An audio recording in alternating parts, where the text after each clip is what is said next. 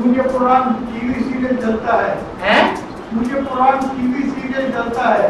सूर्य पुराण? हाँ, उसमें अत्रि और अनसुया का बच्चा चंद्रमा बोलता है। तो क्या है? अत्रि और जो अनुसुईया है उसका बच्चा जो चंद्रमा कहा गया है, उससे चंद्रवंश पैदा होता है। अनुसुईया कौन सी माला का मणका है? रुद्रमाला का मणका है। और रुद्र कौन है? रुद्र कौन है? शिव बाबा रुद्र है। रुद्र तो है, वो रुद्र तीन में से एक है, तीन देवताओं में से, या कोई अलग है? हैं? तीन में से एक है, वो रुद्र है। लेकिन जब तक वो तीसरा प्रत्यक्ष नहीं होता है, कौन? रुद्र। जब तक प्रत्यक्ष नहीं होता है तब तक वो अत्रि है या रुद्र है? आ माने नहीं, त्रि माने तीन। वो तीन नहीं है, अत्रि है। इसलिए यज्ञ के आदि में ज्ञान चंद्रमा की उत्पत्ति किससे हुई? अत्रि से। इसलिए शास्त्रों में गायन है कि चंद्रमा अत्रि और अनुसुईया का पुत्र है। यज्ञ के आदि में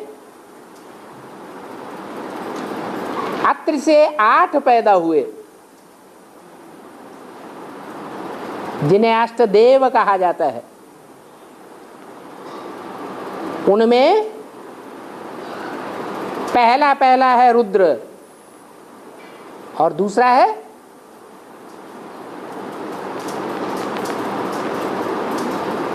क्या है? अनुसुईया, जिसे काशी नगरी नाम दिया गया।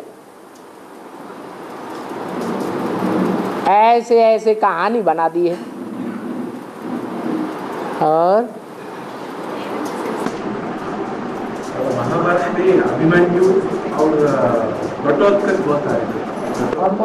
तो अभिमन्यु घटोत्कच वो कौन है, पता है? अर्थ क्या है? अभिमन्यु का अर्थ क्या है? अभिमन्यु किस शब्द से बना है? अभिमान। जिसके अंदर अभिमान रहता है कि मेरा बाप बड़ा धनुर्धारी है, मेरे बाप के मुकाबले धनुर्धारी पुरुषार्थी कोई दुनिया में है ही नहीं। उस बच्चे को ये अहंकार रहता है या नहीं रहता है? ये देह का अहंकार है या आत्मा का अहंकार है? देहधारी बाप का अहंकार है। दूसरा अहंकार क्या रहता है? मेरा गुरु स्वयं भगवान है। कौन है? स्वयं मेरा भगवान गुरु है। ये अहंकार रहता है। ये दो अहंकार के कारण फेलियर होता है या पास होता है? जीते जी भगवान से प्राप्ति करता है या शरीर छोड़ देता है? शरीर छूट जाता है। पांडव जीवित रहते हैं लेकिन अभिमन्यु शरीर छोड़ देता है। और दूसरा नाम घटोत्कच। अभिमन्यु अर्जुन का बच्चा था और घटोत्कच भीम का बच्चा था। घट माने क्या है? घड़ा। घट माने घड़ा। ये क्या है? ये घड़ा है। इस घड़े में क्या भरा हुआ है? ज्ञान जल भरा हुआ है।